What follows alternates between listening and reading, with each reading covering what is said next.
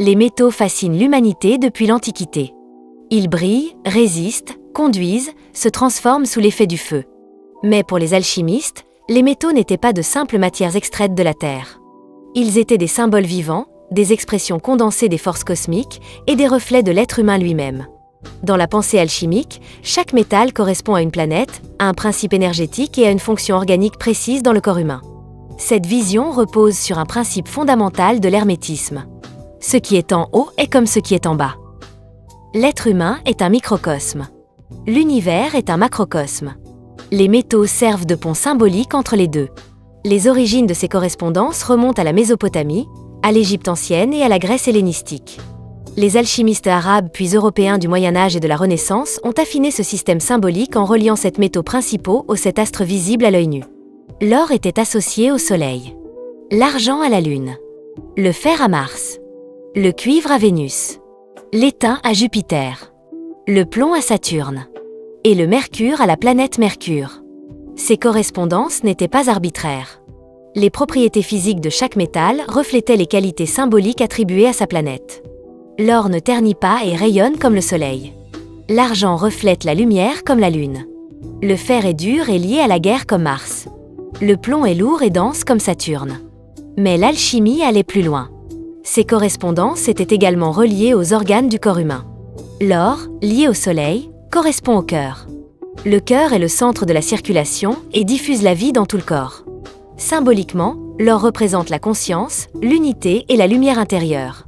Comme le Soleil est le centre du système solaire, le cœur est le centre radiant du corps humain. L'argent, associé à la Lune, correspond au cerveau et au système nerveux. La Lune gouverne les cycles et les rythmes. De la même manière, le système nerveux régule les rythmes biologiques et émotionnels. L'argent symbolise l'intuition, la mémoire, la sensibilité et l'imagination. Le fer, métal de Mars, correspond au sang et à la force musculaire. Mars représente l'action, le courage et la défense. Le fer est indispensable à l'hémoglobine et au transport de l'oxygène. Sans lui, la vitalité diminue. Le fer incarne la volonté et la capacité d'agir. Le cuivre, lié à Vénus, correspond aux reins et à l'harmonie relationnelle. Le cuivre est un excellent conducteur d'énergie. Vénus symbolise l'amour, la beauté et l'équilibre. Les reins régulent les fluides et soutiennent l'énergie vitale. Le cuivre représente la capacité à créer du lien et à maintenir l'équilibre. L'étain, associé à Jupiter, correspond au foie.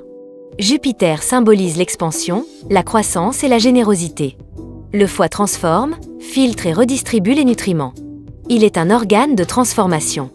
L'étain représente la capacité d'élargir sa vision et d'assimiler les expériences. Le plomb, relié à Saturne, correspond aux os et à la structure. Le plomb est lourd, stable et dense. Saturne symbolise la rigueur, la discipline et le temps. Les os soutiennent le corps comme Saturne soutient la structure du monde.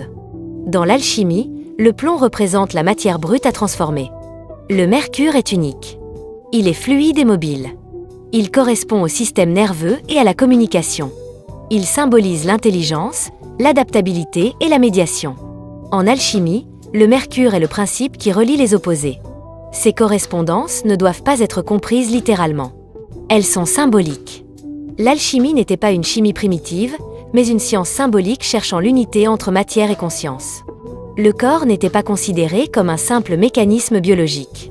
Il était perçu comme une structure sacrée, animée par des forces cosmiques.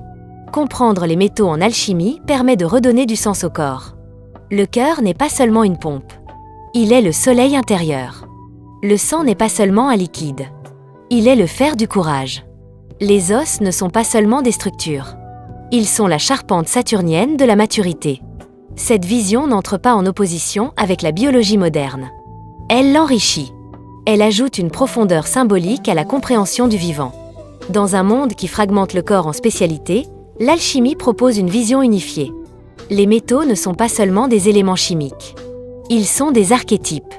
L'or du cœur, le fer du courage, le plomb de la structure, le mercure de la communication. Comprendre ces correspondances, c'est redécouvrir le corps comme un laboratoire vivant de transformation. Un lieu où matière et conscience se rencontrent. Un espace où la transformation reste toujours possible.